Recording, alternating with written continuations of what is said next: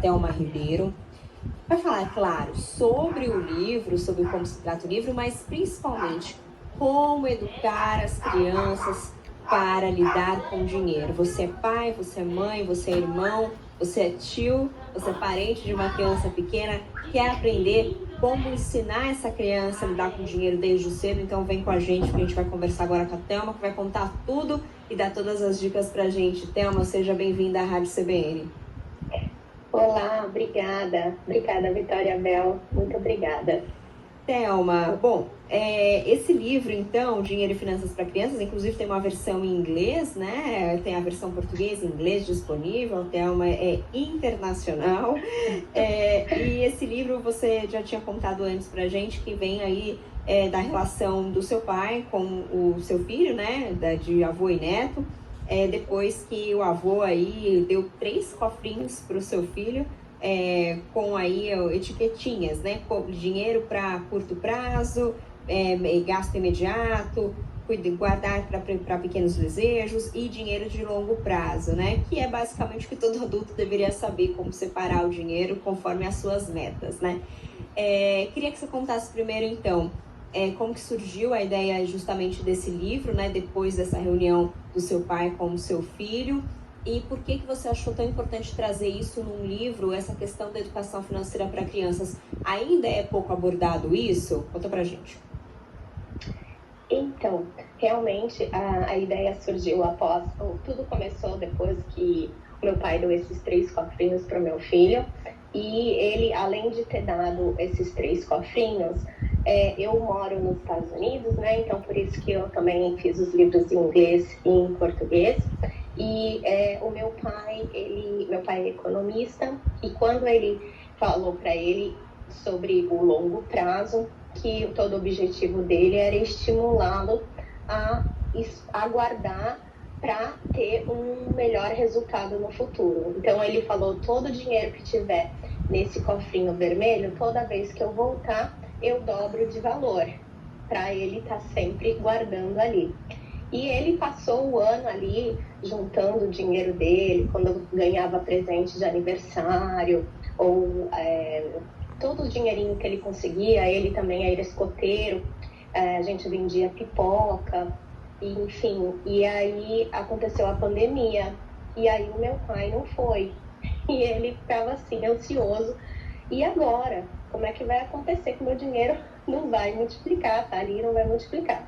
E aí eu peguei e falei para ele, falei assim, sabe, filho, eu acho que esse dinheiro tá aí, tá parado, a gente tem outras formas de fazer ele não perder valor. E eu acabei explicando para ele que o dinheiro perde valor com o tempo e que existia o investimento, e que era isso que o vovô estava tentando ensiná-lo. E aí eu expliquei a ele, e ele ficou assim, muito interessado no assunto. Ele falou assim, nossa, então todo mundo faz isso? E eu falei para ele, não é todo mundo que faz isso. E ele, por que não é todo mundo que faz? Aí eu falei, porque as pessoas, elas não sabem sobre isso. Aí ele falou assim, mãe, você tinha que contar isso para o mundo inteiro. E eu sempre tive vontade de escrever um livro também.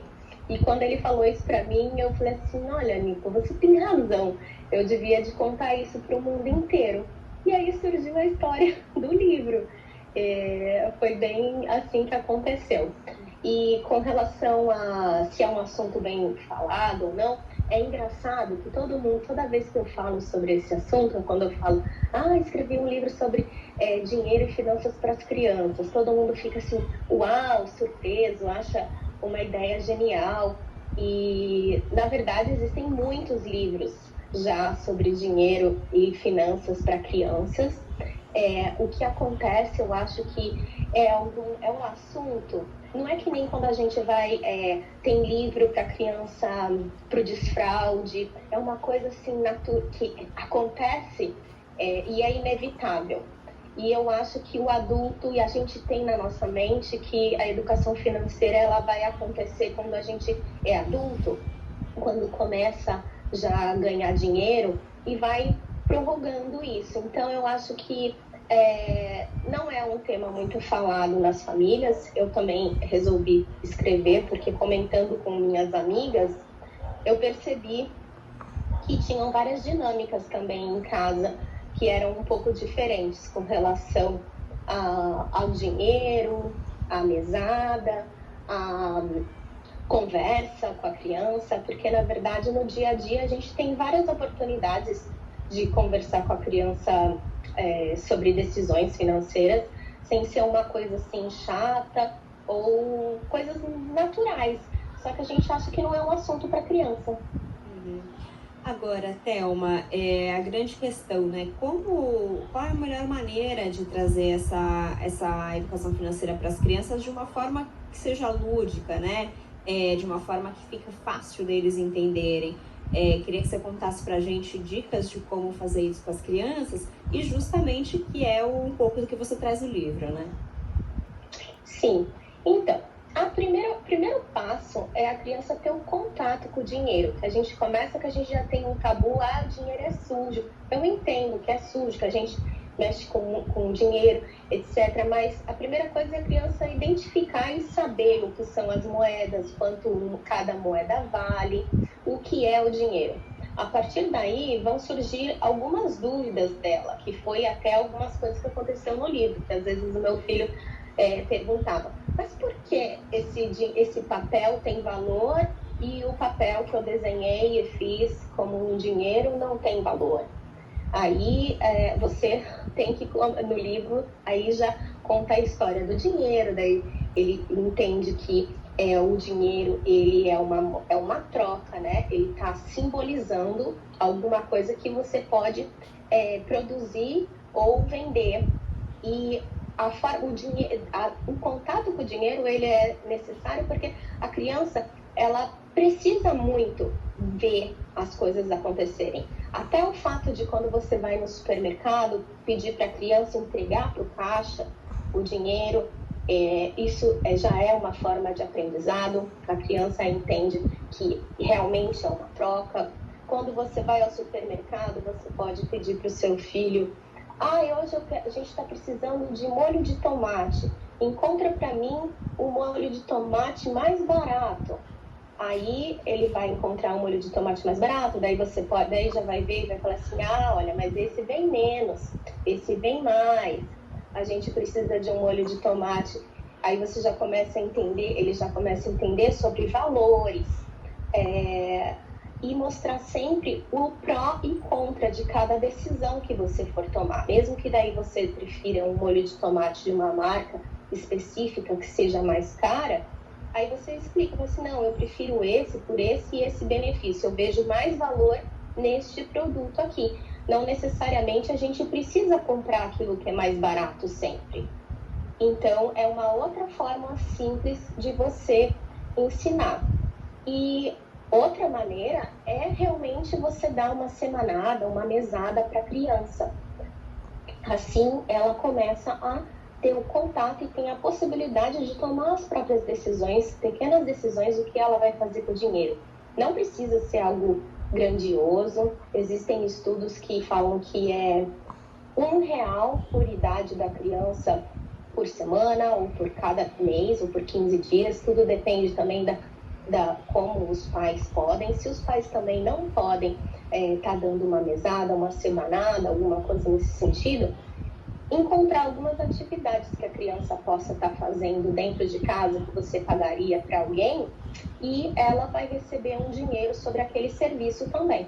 Então vamos supor, cuidar do irmãozinho, do vizinho, ou regar a planta, ajudar a lavar o carro com o pai, com a mãe, e deixar a criança tomar as próprias escolhas, porque você pode criar regras, falar assim, por exemplo, a gente não quer que eles gastem tudo com doce, por exemplo. Você fala assim, olha, então assim, você vai ganhar essa quantidade por semana, eu não quero que você gaste, você só pode gastar 25 centavos, R$1, depende daí da decisão de cada família, de cada pai, com doce. Tanto você pode guardar e você pode doar. E a criança conforme ela vai tomando as decisões, se ela toma uma decisão errada, você comenta. Depois você deixa acontecer e aí você comenta. E da uma próxima vez, lembrá-la de como faz. Assim, a gente vai já treinando essas decisões que a gente acaba tomando na vida adulta, mas quando a gente é criança, a gente tem mais margem para erro, né? Acerto, a gente se sente mais seguro naquilo que a gente está fazendo. Na verdade, esse conceito de dinheiro, ele pode ser criado até tão cedo quando a criança tem 7 anos de idade. Então, a criança já começa a ter essa ideia de valor, de poupar. Eu ia perguntar justamente isso. A idade ideal para começar esse processo é aos 7 anos. A idade ideal, na verdade, é identificar dinheiro, saber o que o dinheiro pode ser antes, na verdade, de 3 anos. Com 7 anos, ele já tem desenvolvido essa habilidade em guardar para ter um benefício maior no futuro. E noção de matemática também, né? É importante a criança ter. Isso, exatamente. Mas quando ela ainda é novinha, quando tem 4, 5 anos, você só vai pedir para ela entregar o dinheiro para o caixa, você pede para ela, você pode pegar moedas e colocar em potinhos diferentes e pedir para ela sortear, colocar cada uma num pote, mostrar que uma é diferente da outra, mostra a nota, explica que a gente trabalha para ganhar aqui esse papel, essa moeda, e serve para trocar. E é com isso que a gente compra a comida, a gente paga o aluguel, onde a gente mora, a casa, várias dessas outras coisas. Outra coisa que eu acho bem importante também quando a gente é criança, que é até uma coisa que aconteceu no livro, né? A gente vai sair com a criança e ela quer um brinquedo, alguma coisa, e pede aquilo. E a gente acaba falando, depois eu volto e pego. Ou fala assim, eu não tenho dinheiro, tô sem dinheiro.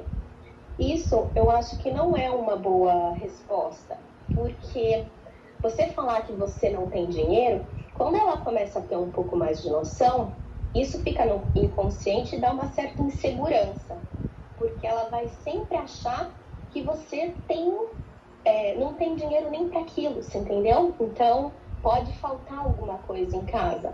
E quando você cresce, você pensa que tá tudo bem eu gastar tudo.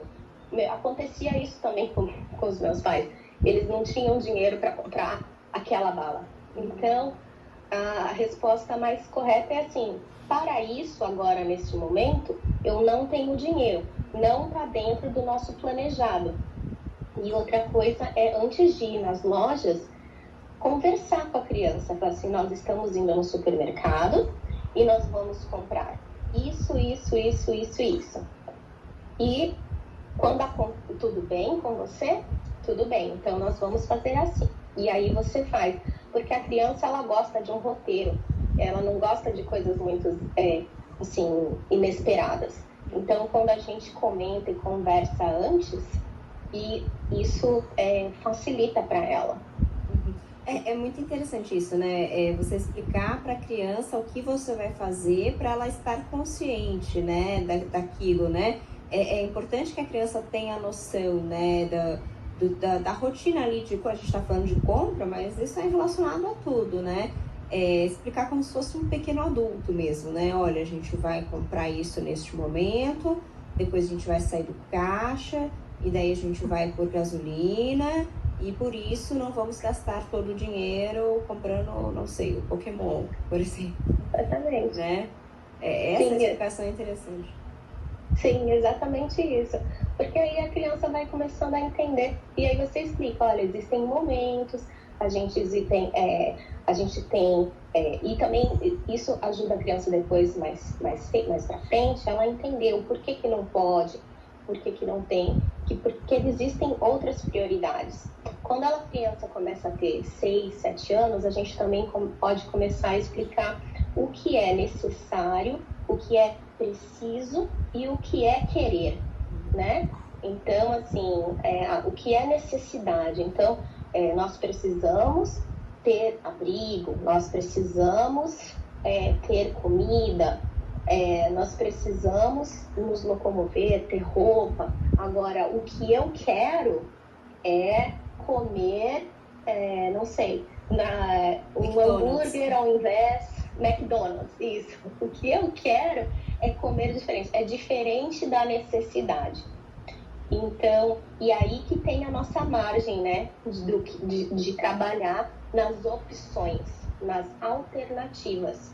Porque se você for ver, a nossa vida inteira, ela é resultado de alternativas que nós vamos escolhendo, né? E eu acredito que a missão dos pais é já preparando as crianças para começarem já a aprenderem a resolver problemas, que também aparece no livro, que o vô resolve o problema, né, que ele não tem dinheiro, utilizando uma árvore decisória, que é um método de resolução de problema, mas o fato de deixar a criança ela decidir é bom, porque ela também se sente responsável pelas decisões dela.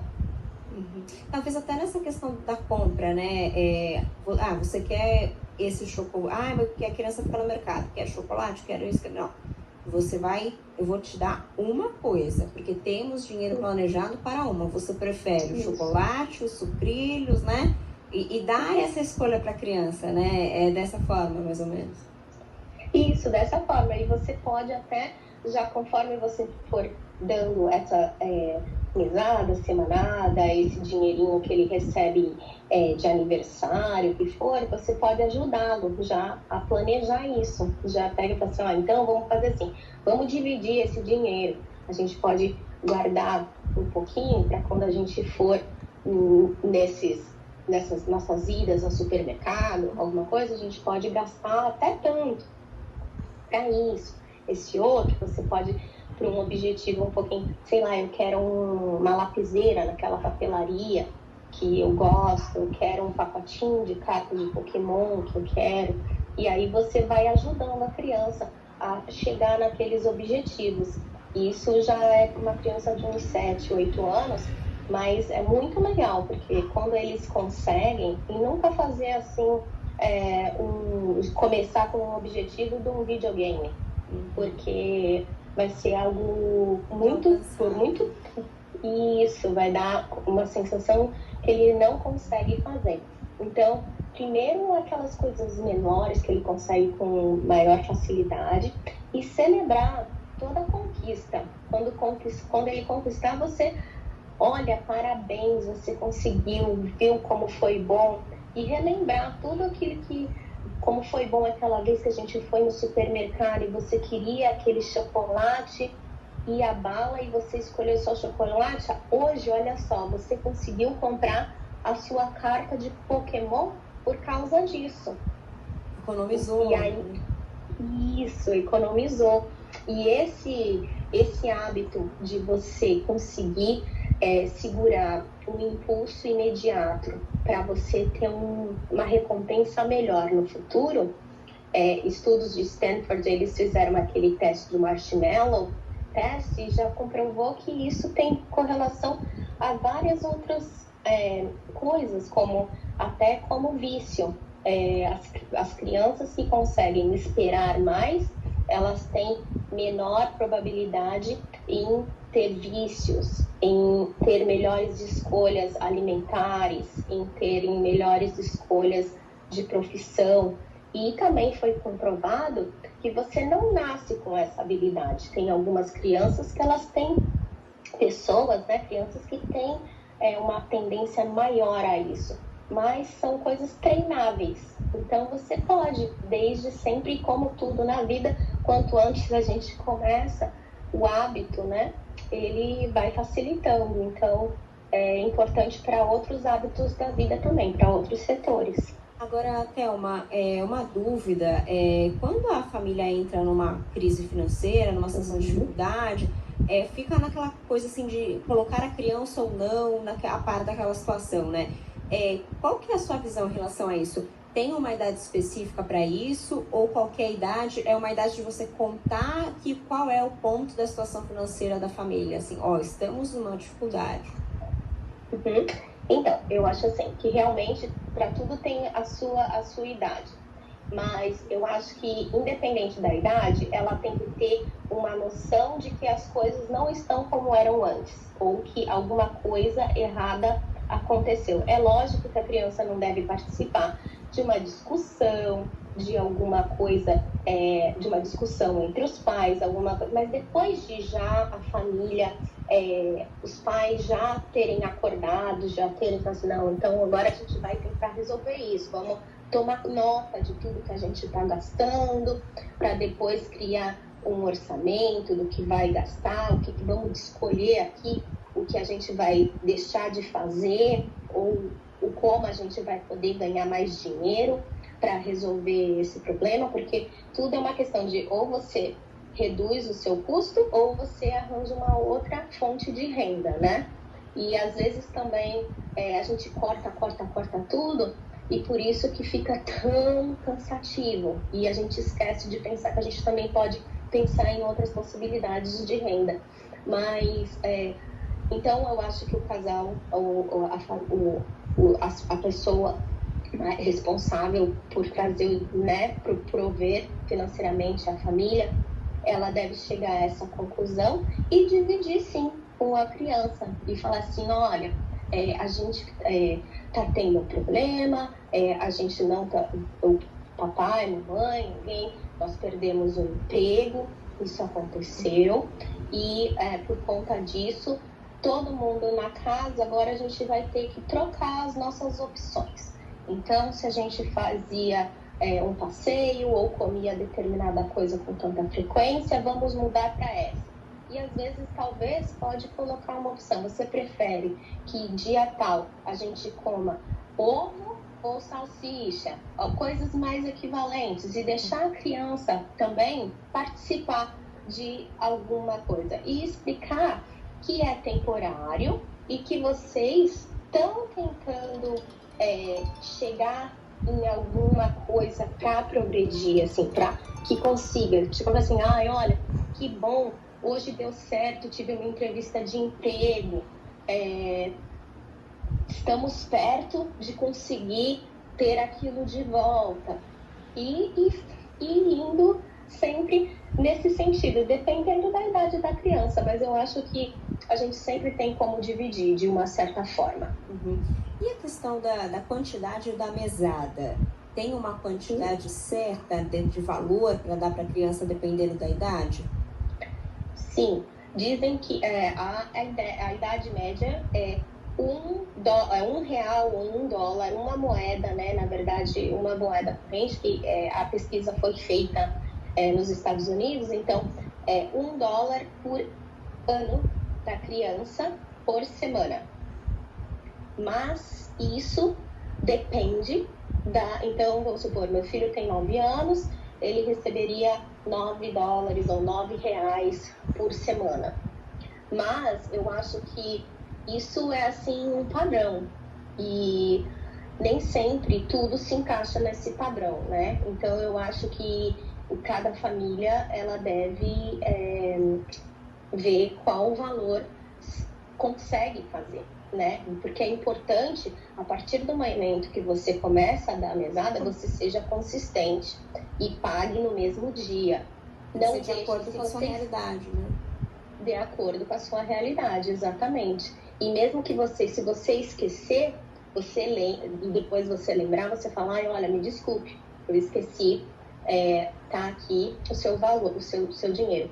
E uma coisa importante com relação à mesada, eu acho, é que você tem que usar a mesada como uma ferramenta para ensinar o seu filho a educação financeira.